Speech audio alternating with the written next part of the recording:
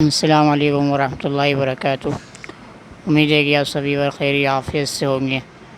جیسے کہ آپ کو معلوم ہے، میرا چینل ہے آپ کے مسائل کا حل وتھ مولانا زید، اور میں الحمدللہ میں نے ابھی آداب بیان کیے ہیں، 26 آداب بیان کر چکا ہوں۔ آداب الحمدللہ اب کمپلیٹ ہو چکے ہیں۔ امید ہے کہ آپ کو پسند آئے ہوں گے، اور یہ ہے کہ آپ اس پر عمل پیرا بھی ہو رہے ہوں گے، اور عمل اور آپ نے اس کو خوب آگے سے آگے شیئر بھی کیے ہوں گے۔ اب یہ ہے کہ جیسے کہ مناسبت چل رہی ہے قربانی کے حوالے سے، تو جیسے کہ میں نے آج آپ سے کہا بھی تھا، آپ سے وعدہ کیا تھا کہ میں انشاءاللہ تعالیٰ موقع کی مناسبت سے میں ایک موضوع کو شروع کرنے والا ہوں۔ وہ موضوع ہے قربانی کے حوالے سے، قربانی کے احکام۔ پہلے قربانی کے فضائل کو بیان کیے جائیں گے آپ صلی اللہ علیہ وسلم کی احادیث کی روشنی کے اندر۔ اس کے بعد یہ ہے کہ قربانی کس کے اوپر واجب ہے، پھر کس ایام میں فضیلت ہے، کس دن کی جائے گی، تو سارے جو احکامات ہیں وہ بیان کیے جائیں گے۔ جیسے کہ حدیث کے اندر آتے کہ آپ صلی اللہ علیہ وسلم نے ہجرت کے بعد حضرت آپ صلی اللہ علیہ وسلم کیا قربانی کیا کرتے تھے۔ آپ صلی اللہ علیہ وسلم نے کسی بھی سال قربانی جو ہے وہ ترک نہیں فرمائی۔ تو اس سے معلوم چلتا ہے کہ قرآن اس سے آپ صلی اللہ علیہ وسلم کے اس عمل سے کیا آپ صلی اللہ علیہ وسلم کی سمجھ سے کیا وجوب جو ہے، وجود اور وجوب واجب ہونا ثابت ہوتا ہے اس سے۔ جیسے کہ آپ صلی اللہ علیہ وسلم نے فرمایا کہ وہ شخص ہماری عیدگاہ میں نہ جو قربانی نہیں کرتا، ایسے کہ آپ صلی اللہ علیہ وسلم نے اس کے بارے میں بہت سی کیا ہیں وعید آئی ہیں، جو قربانی نہیں کرتے اس کے بارے میں کیا وعیدیں آئی ہیں۔ جیسے کہ ایک وعید آئی جو قربانی نہیں کرتا وہ کہ ہماری عیدگاہ نہ آئے۔ جیسے کہ دوسری حدیث کے اندر آیا کہ کیا آپ صلی اللہ علیہ وسلم نے فرمایا کہ تمہارے باپ ابراہیم علیہ السلام کی سنت ہے۔ تو یہ کہ آپ صلی اللہ علیہ وسلم نے صحابی نے پوچھا کہ ہمارے لیے بھی سنت ہے کیا؟ جی ہاں، آپ صلی اللہ علیہ وسلم نے فرمایا ہاں، کہ اس کے ایک بال کے بدلے ایک نیکی ہے۔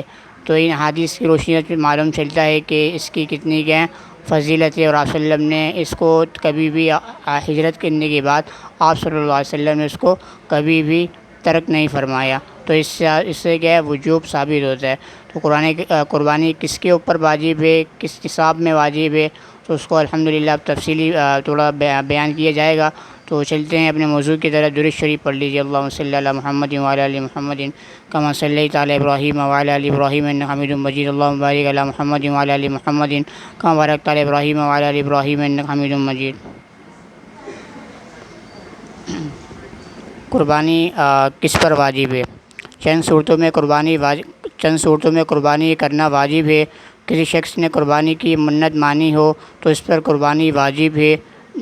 نمبر 2، کسی شخص نے مرنے سے پہلے قربانی کی وصیت کی ہو اور اتنا مال چھوڑا ہو کہ اس کے تہائی مال سے قربانی کی جا سکے تو اس کی طرف سے قربانی کرنا واجب ہے۔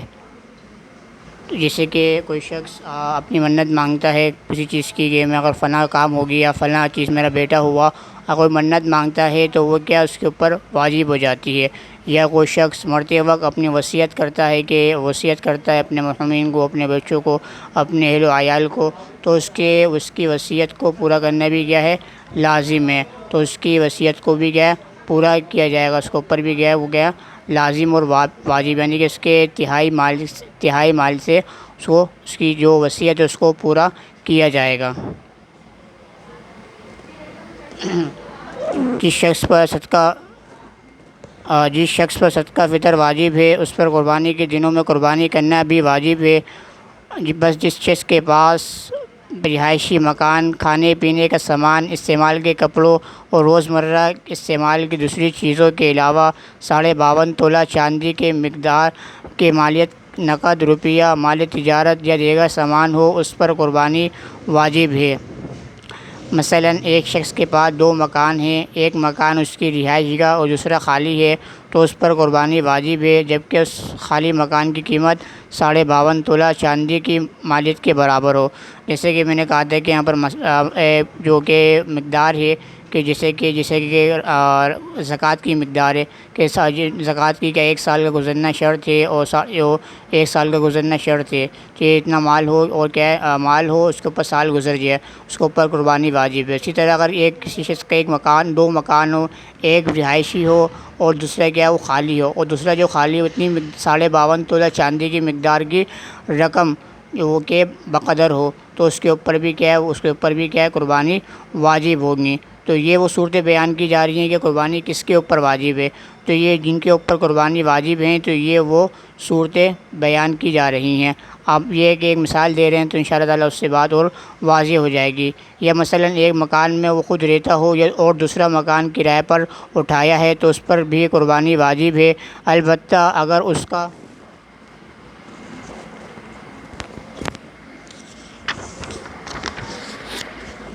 ذریعہ معاش یہی مکان کا کرایہ ہے تو یہ بھی ضروریات زندگی میں شمار ہوگا، اس پر قربانی کرنا واجب نہیں ہے۔ یا مثلا کسی کے پاس 2 گاڑیاں ہیں، یا ایک عام استعمال کی دوسری زائد ہے، اس پر قربانی واجب ہے۔ یا مثلا کسی کے پاس 2 پلاٹ ہیں، ایک اس کے سکونتی مکان کے لیے دوسرا زائد ہو تو اس کے دوسرے پلاٹ کی قیمت 52.5 تولہ چاندی کی مالیت کے برابر تو اس پر قربانی واجب ہے۔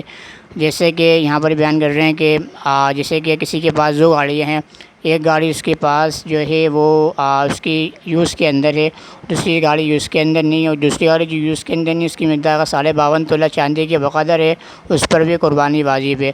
اگر دوسرا شخص جو ہے یا اس کے پاس 2 گھر ہیں، ایک جو گھر ہے اس کے اوپر وہ رہائش پذیر ہے، دوسرا یہ کہ وہ گھر خالی پڑا ہوا ہے، کرائے پہ دیا ہوا، رینٹ کے اوپر دیا ہوا، جیسے کہ عام طور پر ابھی یہی چل رہا ہے، تو اس صورت میں بھی قربانی واجب ہوگی۔ ہاں دوسرا مکان بھی اگر وہ کسی کو عزیز کو دیا ہوا رہائش ہے تو اس پر قربانی واجب نہیں ہے۔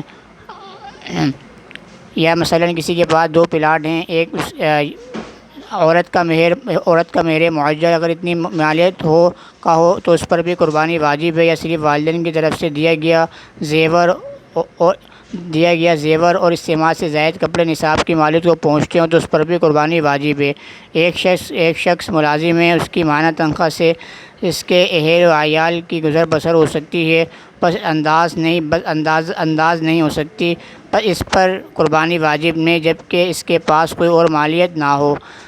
جیسے کہ یہاں پر یہ بیان کر رہے ہیں کہ مثال کے طور پر کسی کو مہر معجل دیا گیا ہو مرد کی جانب سے، اور وہ مرد کی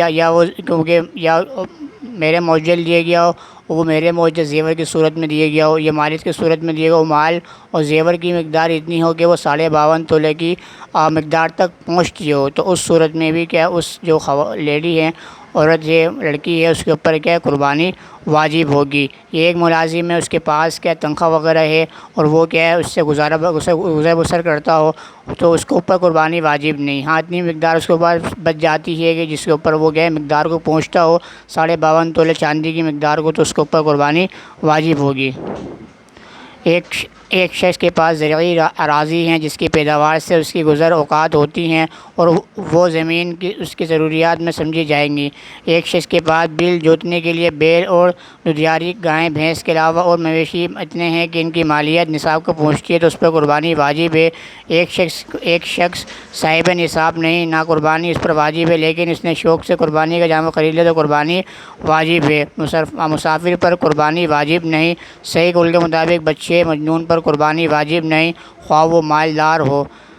جیسے کہ یہاں پر بیان کیا گیا ہے، ایک شخص کے پاس زرعی اراضی ہوں اور اس کے پاس آلات وغیرہ ہوں، مگر وہ آلات جو ہوں اس کے یوز کے اندر ہوں تو وہ کیا ہے اس کے اوپر قربانی واجب نہیں۔ ہاں دوسری زمینیں ہیں اور جیسے کہ زمین جوتنے کے لیے مویشی وغیرہ یوز کرتے ہیں، اس کے علاوہ مویشی ہیں، بکریاں وغیرہ ہیں اور اس کی مقدار 52.5 تولہ چاندی کی مقدار کو پہنچتی ہیں تو اس صورت میں اس کے اوپر قربانی واجب نہیں ہے۔ اگر کسی شخص کے اوپر قربانی واجب نہیں تھی، اس کے اوپر مگر جیسے کہ شوق کے اندر آج ہوتا ہے، بچے شوق کے اندر کہہ دیتے ہیں، تو اس صورت میں اس کے اوپر اگر وہ لے کر آ جاتا ہے تو اس صورت میں اس کے اوپر بھی قربانی واجب ہوگی۔ یہ نہیں ہوگا کہ قربانی واجب نہیں تھی کہ بیچ کر آ جائے ہو گیا، تو ایسا بالکل بھی نہیں ہوگا، لے کر آئے گی تو قربانی واجب ہوگی۔ جیسے کہ نفل نماز ہوتی ہے، پڑھ نہیں سکتا مگر توڑ دی نماز جان بوجھ کے تو اس کے اوپر لازم ہو جائے گی۔ اس طرح یہاں پر بھی ہے، یہ ہے کہ مجنون کے اوپر اور بچے کے اوپر کیا ہے